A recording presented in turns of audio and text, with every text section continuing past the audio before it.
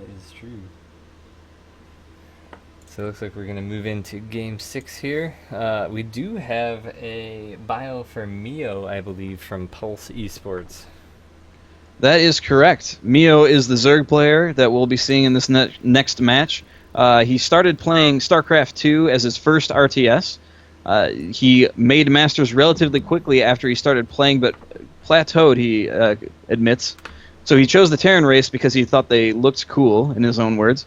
But his goals moving forward include trying to attain Grandmaster, as he is still in the Master League. And he's very excited about getting there, very excited to be a part of Pulse Esports. So we'll see what happens in his career. Pretty awesome. Absolutely. Getting our scoreboard set up here. And Miszu, again, if you are enjoying the play of Team Orbit, you'd like to see them more of their games, they do have Twitch TV channels. Mizu's is twitch.tv/MISZU94. Excellent. Thanks for that. And also thanks for the teams in sending us their bios. Any matches that we cast, we'll pick out a couple days before our scheduled time, and we'll do our best to contact those teams and get some information. We love to, this being the StarCraft 2 Community Team League, we want to involve the community as much as possible and also help these teams, some of which are pretty well known, some of which aren't as well known, help them to get the info and word out there about them, and so other people can follow them. And some of these teams that aren't as well known actually are very accomplished. So I'd really encourage you guys to take a look at what some of these teams are doing and give them a follow on Twitter just to see what they're up to, because they really have some talented players. Also, take a quick second here, since we just had a pretty big jump in the number of viewers that we have. So those of you that have just joined us, this is the StarCraft 2 Community Team League. Best of 9 series we're dealing with here, King of the Hill format. So as a player comes in, wins games, they stay in until they lose. Mumming won 4 in a row for Pulse Esports and just lost his first game, so it's 4-1 Pulse versus Orbit. And so now Pulse will be sending out a new player to see what they can do, see if they can seal the deal. So let's move in and see what happens. Game resumed. And in the top left corner, we've got our first Zerg player for Pulse Esports. His name is Mio, similar to the flavored drink additive you can buy. Indeed. In the lower right-hand corner, we have the victor from the previous game, Unhinging Mumming. It is Orbit's Miszu.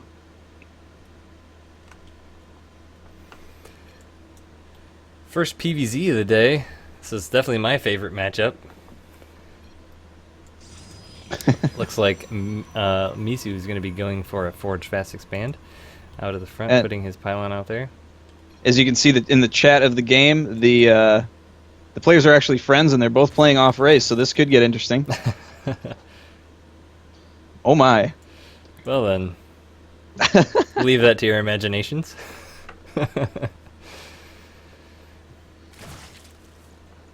StarCraft 2 is a very friendly game.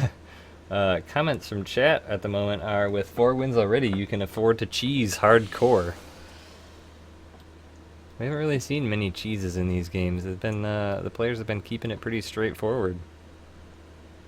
Yeah, in this match, they've definitely been playing very standard or with specific builds, not too many all-ins. Looks like Zerg went for a 14 pool there.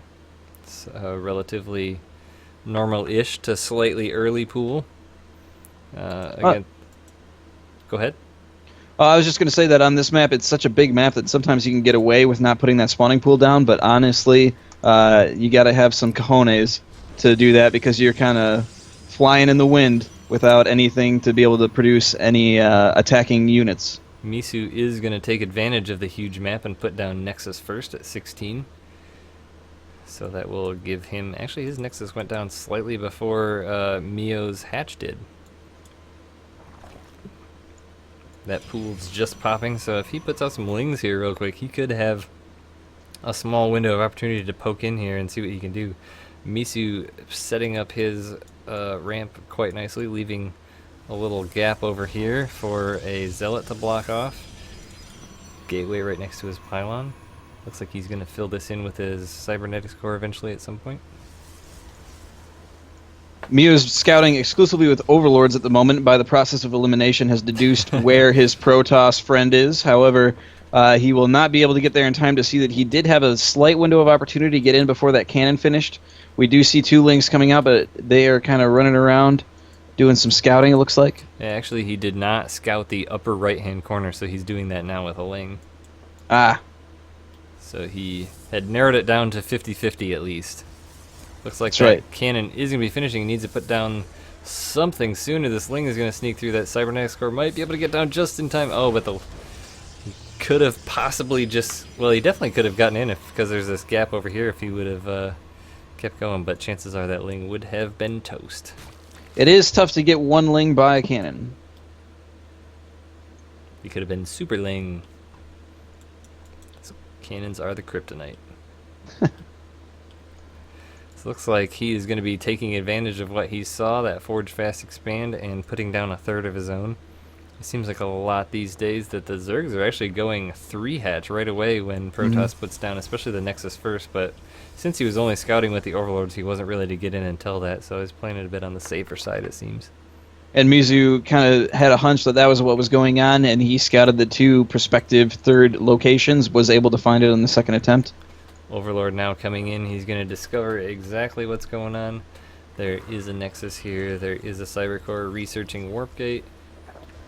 And it looks like a Mothership Core is about to pop out as well for Miszu.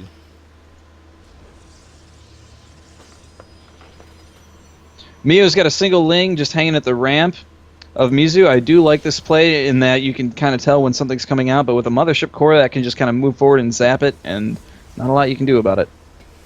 Miszu definitely chrono boosting out this Stalker here as he does not want this Overlord making it all the way through his base. Get out of town right now, you Overlord, he says. But the Overlord is going to make it through and see. There's not a whole lot in his main, but sometimes You will see the Robo facility. Yeah, that Overlord can be well timed to scout right when the tech transition's coming down to see either Twilight or Robo. In this case, he sees the Robo. All 3 bases for Mio are up and running. Overlord coming out to replace the one that was killed. He is putting out Spore Crawlers to, I guess, at this point from what you've seen, stop the Observers from having too much free reign. He didn't see a Stargate, but... Yeah, it could be the Observers could be trying to guard against potential Warp Gate. There is a Stargate going down. Now I'm curious if he actually saw that or not, and he did not. So he is unaware that the Stargate is coming out. Uh-oh. Are you Wrong there, button. Delegation?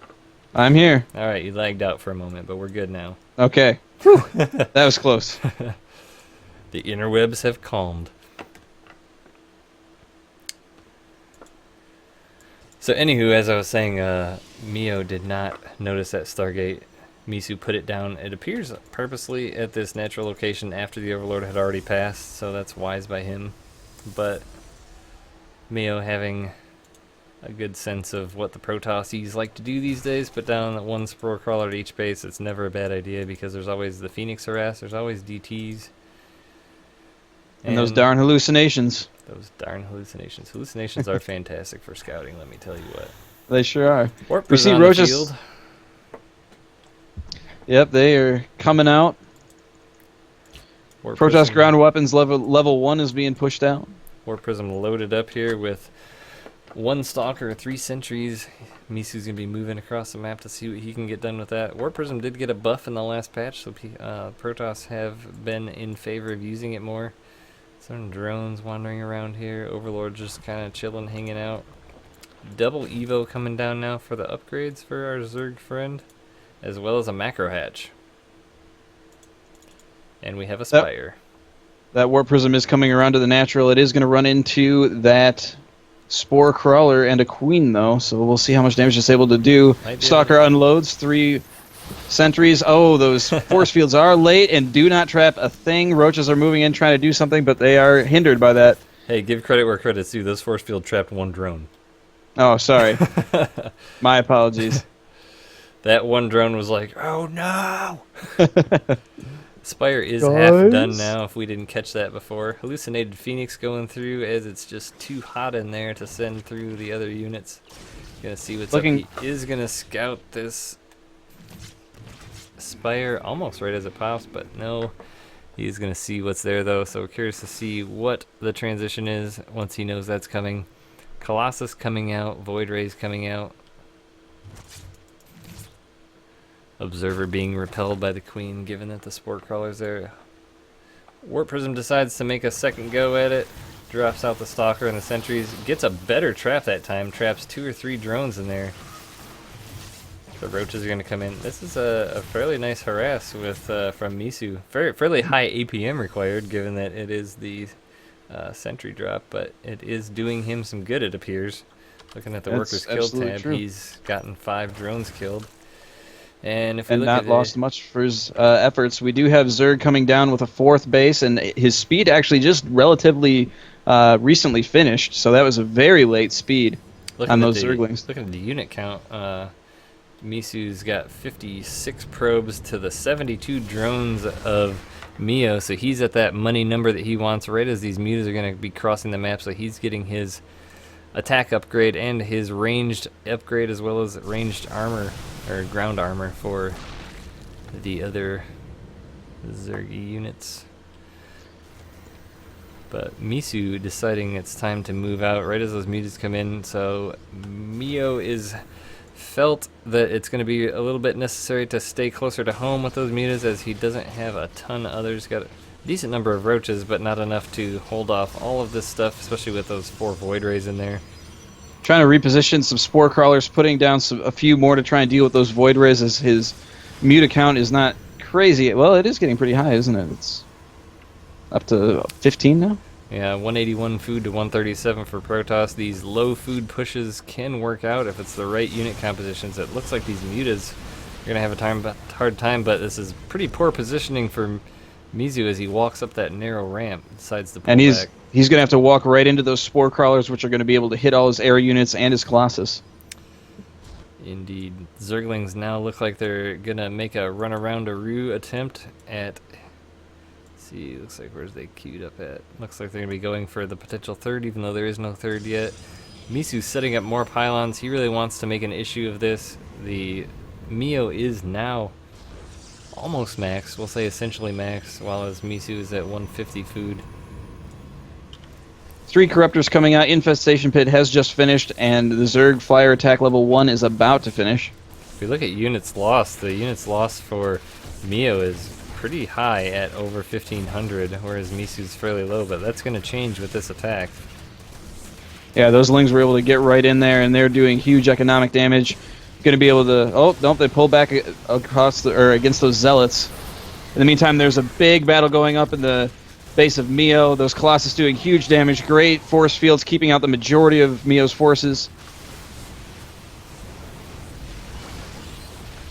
Lings and still wreaking havoc inside Misu's base, but it looks like Miszu is going to be able to clean up the units at Mio's expansion, as well as the Zerglings in his base. His probes do make a Congo line running away, but Mio's still trying to push this back, has some Corruptors out now that are going to cause some trouble for the Phoenix and Void Rays and Colossus, but there's just the high number of Stalkers with nothing else is going to be an issue.